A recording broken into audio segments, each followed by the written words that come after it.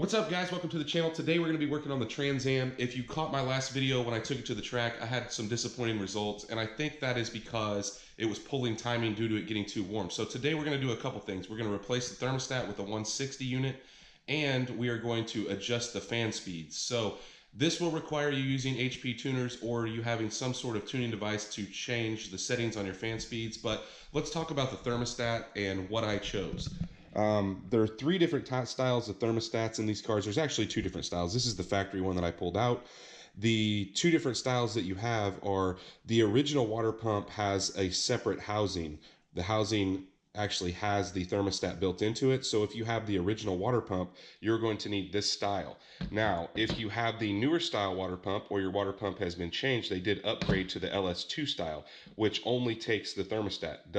It doesn't come built into the housing. So I will list both these part numbers down below. The easiest way to tell before you order one is go out and look at your thermostat housing. If it has this little tab on it, that means that you have the older style water pump or the original water pump. If it doesn't have that tab and it's just shaped without the tab, you have the newer style, which will take the thermostat only. So very important when you're ordering, because this one will not fit in the factory water pump or the newer style water pump. And this one will not obviously fit in that housing. So the very first thing we need to do is we need to drain the coolant out of the radiator. So we're going to take the radiator cap off, and we are going to put something to catch the fluid down below, because we're going to open the valve on the bottom side of the radiator.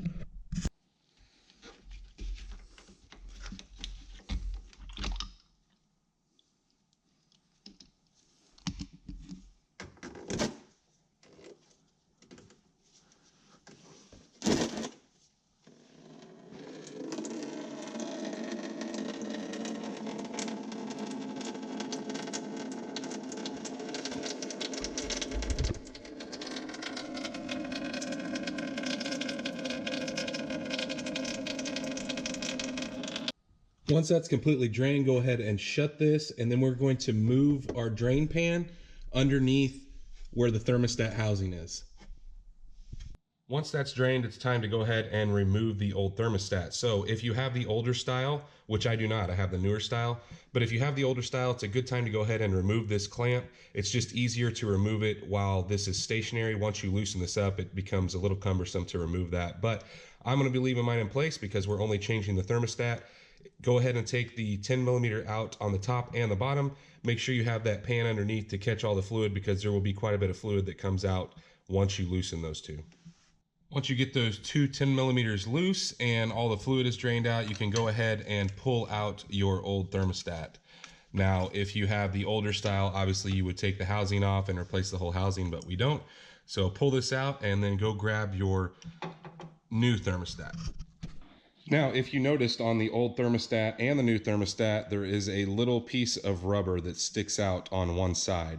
That correlates with a spot, see if I can show you, on the housing itself. So there's a spot right there cut out for that to set in. So we need to make sure that we're putting it back in the proper spot. It's not a bad idea either to clean the surfaces of both of those, just in case you got any dirt on it while you were taking it apart, just to make sure that it meets up and doesn't have any leaks.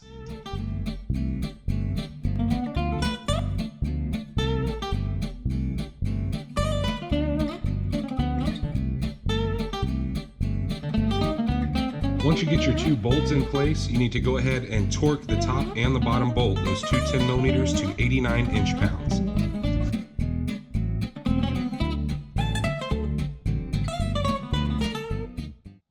So once you have that tightened up and torqued down, it is time to fill the system back up. Now, some people choose to just fill it up, and a lot of times you get air bubbles in it when you do that. Now, this isn't a way that you're 100% not going to get any air bubbles, but you're going to get way less. So go ahead and put your funnel in place, and we're going to unhook the coolant crossover tube right here beside the intake, so to this side of the throttle body. Sometimes you have to unhook these electronic connections to get your channel locks down here, but we're going to take this clamp loose. We're going to put some towels under there, and while we're pouring, you're going to pour very, very slowly, and we're going to watch for coolant to come out here. That's going to allow air to come out, and you're actually going to hear air coming out of this while you're pouring. We're going to pour super slow, And the product that we're going to be using is, I know a lot of people don't like Dexcool, but we are going to put Dexcool back in it. My Dexcool looked really clean. And we're going to mix that half and half with distilled water. I'm also going to put some water wetter in there. So I'll list all these parts down below. The other thing you need to get is a cheap pitcher. I picked this up at the Dollar Tree. And do not use your wife's pitcher. She will get really pissed. Believe me, ask me how I know. So anyway, let's mix this half and half. I'm going to go ahead and pour the water wetter in, and we'll get this system filled up.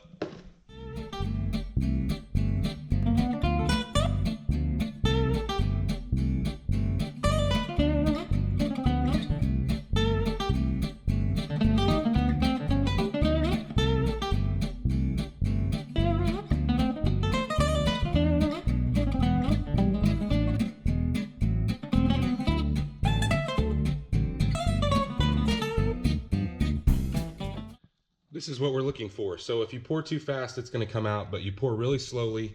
And when you start to see coolant come out, go ahead and hook this back up, and then we'll take the funnel out and kind of see where we're at in the radiator. Go ahead and fill it the rest of the way. Once you have the radiator filled up, everything hooked back up, we're going to start the car with the radiator cap off. So make sure your garage door is open, obviously. You don't want to asphyxiate yourself. So we're going to go start the car, and it needs to get up to 190 degrees operating temperature. Now I'm going to be using my HP tuners to tell me exactly what temperature of the car is. If you don't have this, you can watch your gauge, and it's normal to watch the fluid move up and down in the radiator. Once we get it up to 190 degrees, we're going to top it off, and we should be finished.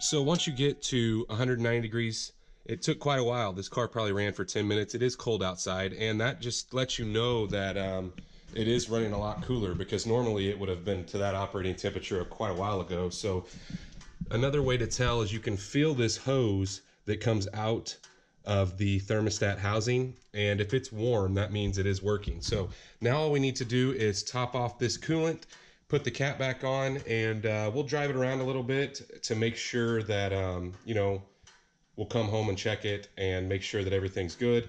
And then we're going to move on to the inside, and I'm going to show you how to change the fan settings and what I'm going to set mine at. So in order to get the most benefit out of a 160 thermostat, you need to change your fan settings. Now I'm using HP tuners.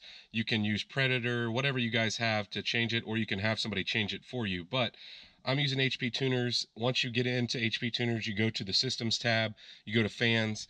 I am turning the first fan on at 184, off at 175, and the second fan I'm turning on at 194 and off at 185.